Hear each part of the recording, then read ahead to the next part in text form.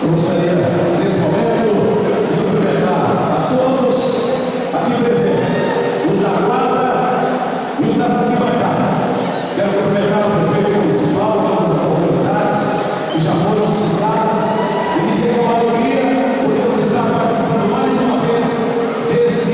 que é um evento de maior tradição no esporte do nosso município, da nossa região, e o maior do gênero do estado de Santa Catarina. Eu gostaria nesse momento de convidar o Marcinho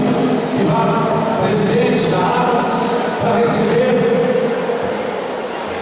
a ordem bancária no valor de R$15 mil, que foi repassado pela Secretaria de Desenvolvimento Regional do Itaió, pela SDR de Itaió, com a anuência com a assinatura do governador Raimundo Colombo e do vice-governador Eduardo Pinho Moreira, para contribuir para que esse evento continue cada vez